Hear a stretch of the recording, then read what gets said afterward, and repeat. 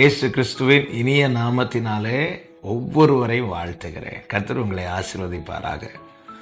சங்கீதம் 78 அதனுடைய 68, 69 வசனங்கள். 78வது சங்கீதம் 68, 69 வசனங்கள்.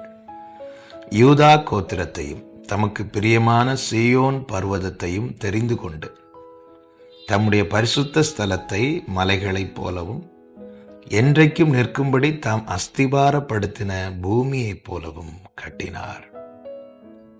கர்த்தருடைய பரிசுத்த நாமம் மகிமைப்படுவதாக. தேவன் தெரிந்து கொண்டார், தேவன் கட்டினார். தேவன் எப்படி தெரிந்து கொண்டாராம்? 68வது வசனம், பிரியமான சீயோன் பர்வதத்தை தெரிந்து கொண்டார் என்று சொல்லப்பட்டிருக்கிறது. அப்படி என்றால் என்னை கேட்கிற ஒவ்வொரு தேவ பிள்ளையும், ஒவ்வொருவருக்கும் நான் இயேசு கிறிஸ்துவின் நாமத்தில் சொல்லுகிறேன், தேவன் நம்மை பிரியப்பட்டு தெரிந்து கொண்டிருக்கிறார். தெரியாம நான் இவனை தெரிந்து கொண்டேனே, தெரியாம இவனை நான் ரட்சித்துட்டேன், இப்படி சொல்லி அவர் ஒரு நாளும் புலம்ப மாட்டார். தேவன் நம்மை தெரிந்து கொண்டது நம்மேல் பிரியம் வைத்து, நம்மை பிரியப்பட்டு தெரிந்து கொண்டிருக்கிறார். பிரியப்பட்டு தெரிந்து கொண்டவரே நம்முடைய வாழ்க்கையை கட்டி எழுப்புவார். அதுதான் 69வது சங்கீதம், தம்முடைய பரிசுத்த ஸ்தலத்தை அவர் என்றென்றைக்கும் நிற்கும்படி கட்டினார். தேவனால் தெரிந்து கொள்ளப்பட்டிருக்கிறோம் என்கிற நிச்சயம் நமக்குள்ளே தேவை. தேவன் யாரை முன்னறிந்தாரோ அவர்களை முன்குறித்து, அவர்களை அழைத்து, அவர்களை நீதிமான்களாய் மாற்றியிருக்கிறார். அப்போ தேவன் தான் இதை செய்கிறார். கிருபையாய் தேவன் நம்மை தெரிந்தெடுத்திருக்கிறார். அப்போ நான் தேவன் என் மேல் பிரியம் வைத்து என்னை தெரிந்தெடுத்திருக்கிறார். தேவனே என் வாழ்க்கையை கட்டி எழுப்புவார். நான் என்ன செய்ய வேண்டும்? அவர் பிரியப்பட்டு தெரிந்தெடுத்தார் அல்லவா? இனி நான் செய்ய வேண்டியது என்ன? அவருக்கு பிரியமாய் நடந்து கொள்ள வேண்டும்.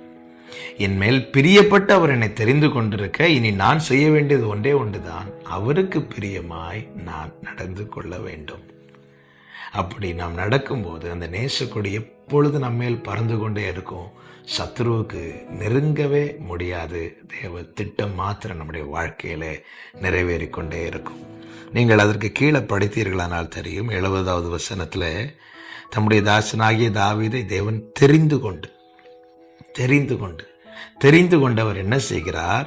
ஆட்டு தொழுவங்களிலிருந்து அவனை எடுத்தார். தாவீதை ஆட்டு தொழுவங்களிலிருந்து எடுத்தார். என்னையும் உங்களையுமோ பாவ சேற்றிலிருந்து எடுத்தார். நம்முடைய சிறுமையிலிருந்து எடுத்தார். குப்பையிலிருந்து எடுத்தார். எடுத்து என்ன செய்கிறார்? 71வது வசனம், கரவலாடுகளின் பின்னாக தெரிந்த அவனை தம்முடைய ஜனமாகிய யாக்கோபையும் தம்முடைய சுதந்திரமாகிய இஸ்ரவேலை மேய்ப்பதற்காக அழைத்து கொண்டு வந்தார். தெரிந்து கொண்டு எடுத்து அழைத்து கொண்டு வருகிறார். தேவன் கிருபையாய் நம்மை தெரிந்து கொண்டு நம்மை எடுத்து அவருடைய செட்டை நிழலிலே நம்மை அழைத்து கொண்டு வந்திருக்கிறார்.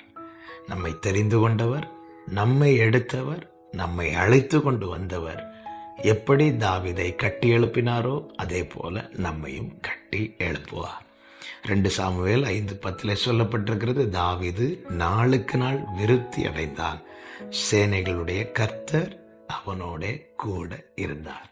நம்மை தெரிந்தெடுத்து அழைத்து அவருடைய சமூகத்திலே கொண்டு வந்து விட்டு போக மாட்டார். கூடவே இருந்து நாளுக்கு நாள் விருத்தி அடைய செய்வார். தெரிந்தெடுத்தவர் கட்டி எழுப்புவார். கர்த்தர் உங்கள் வாழ்க்கையை கட்டி எழுப்புவார். இரக்கமுள்ள தேவனே, பரிசுத்த பிதாவே, எங்கள் மேல் நீர் வைத்த உம்முடைய பிரியத்திற்காய் ஸ்தோத்திரம். கிருபையாய் நீர் எங்களை தெரிந்து கொண்டு, நீர் எங்களை அழைத்து, நீர் எங்களை நடத்தி கொண்டு வந்தீர் ஆண்டவரே. எங்கள் வாழ்க்கையும் நீரே கட்டி எழுப்புவீர் என நம்புகிறோம். இந்த வார்த்தை உடைய பிள்ளைகளை பலப்படுத்தி கொண்டிருக்கிற தயவுக்காய் ஸ்தோத்திரம். இந்த நிச்சயத்தோடு வாழ ஒவ்வொருவருக்கும் கிருபை செய்யும். இரட்சகர் இயேசு கிறிஸ்துவின் நாமத்தில் பிதாவே, ஆமென்.